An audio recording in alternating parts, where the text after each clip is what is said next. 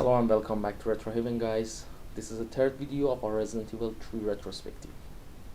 In this video we will cover the characters that were available in this game, both playable and non-playable.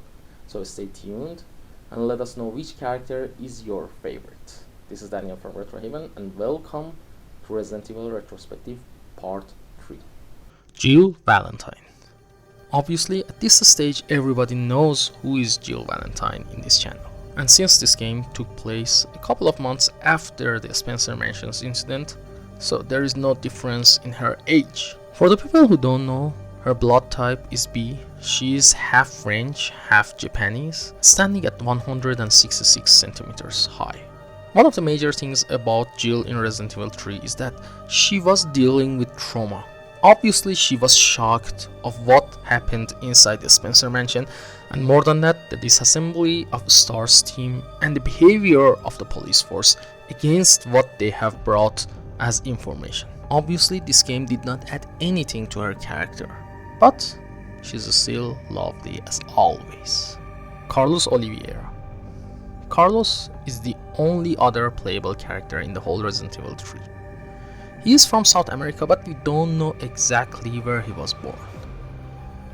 He was formerly a guerrilla fighter, but after some time and showing some skills in the battlefield, Umbrella recruited him for UBCS. He was born in 1977. That made him 21-year-old at the time of Resident Evil 3 incidents. And his height is 1.75 meters. The funny thing is that Carlos never appeared in any other main installment, and his other appearances were in recreations or reimaginings of Resident Evil 3 story. Mikhail Victor. We exactly don't know what Mikhail did and what was his rank in UBCS, because he never was in a good shape when we saw him first. He was born on 1953 and was 45 at the time of his death. Based on the guides of Resident Evil 3, actually he was the captain of the group that Carlos and Nikolai were a part of, but it never was confirmed inside the game. His blood type was A and he was 178 centimeters tall. Nikolai Zinoviev. Nikolai is one of the most elite members of UBCS.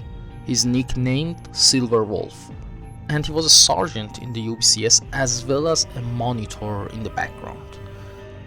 As a sergeant, he was forced to save the civilians, but as a monitor, he was forced to find evidence about the T-Virus, destroy them, and destroy anybody who should be witnessed anything against Umbrella.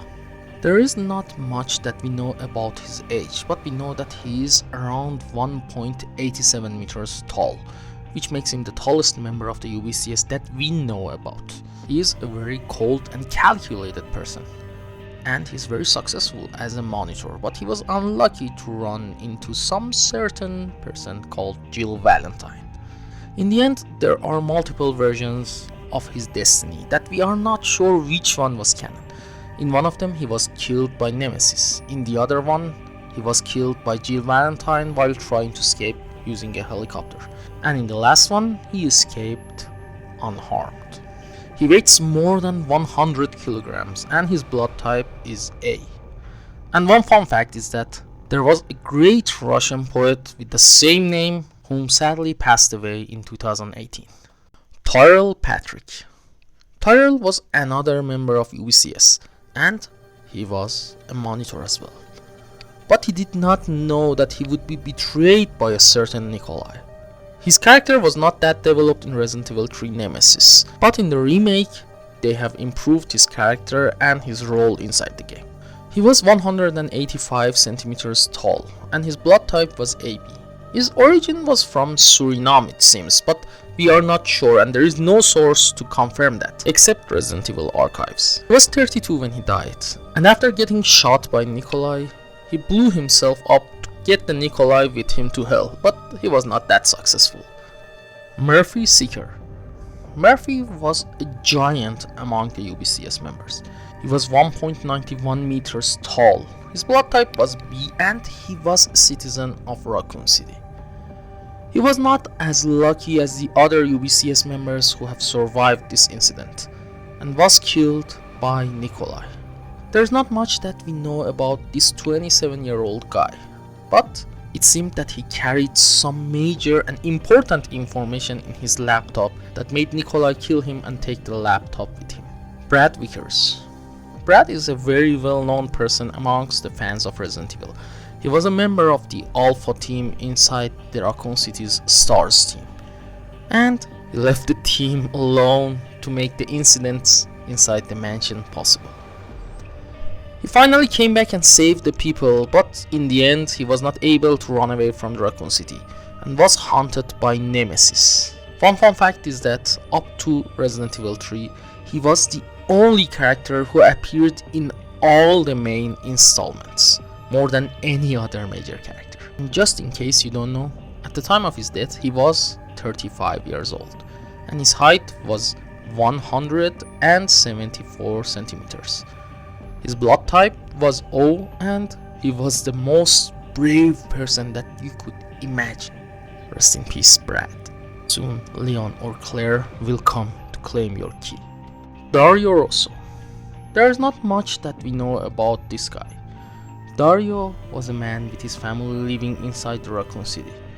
But when he faced a horde of zombies, he left his family behind just to be able to escape for a little bit longer. Actually, these things are not shown inside the Resident Evil 3 game, but if you read the Resident Evil 3 manhwa, you would know what happened to his family. In the end, when Jill suggested him that they can escape the city, he preferred to lock himself up inside a container and said he's rather to starve to death than get eaten by those zombies. There are two fun facts about him. The first one is that before getting on board of the cable car and leave the Raccoon City's first part, get back to the start of the game. You will see that the Dario left his container and he was eaten by zombies. You can find his diary and a lot of gunpowders inside the container he was in. And the second fun fact is that, did you know that the voice actor for Dario is the same person who have repeated the words STARS in the whole game? Yes, Nemesis and Dario both have the same voice actor, and he called Tonio Rosato. Barry Burton is the last character we would see inside the game, and he is an honorable mention because only in one of the cases you would see the ending with the Barry, and we are not sure that it was the canon version or not. Barry is the same old loving person we have seen and met in Resident Evil 1. He's a family person who have betrayed his friends because Albert Wesker took his family as hostage, but in the end he came to the right direction and saved the people inside the mansion by shooting a bullet toward Wesker. But it was not enough for him. He felt the guilt about what he did, and in the end, when he had a chance, he took a chopper and came back to Raccoon City to save the only STAR members alive inside the city, which was Jill Valentine. Okay, that's it for the video, guys. My favorite character was Mikhail, and I'm kind of sad that he didn't have any chance to shine more than what he already did with his heroic act. So let us know which one you loved in the comment section down below. Like and share this video with your friends because we want to have more awesome audiences such as yourself. And don't forget to click on the bell icon down below to get notified about our latest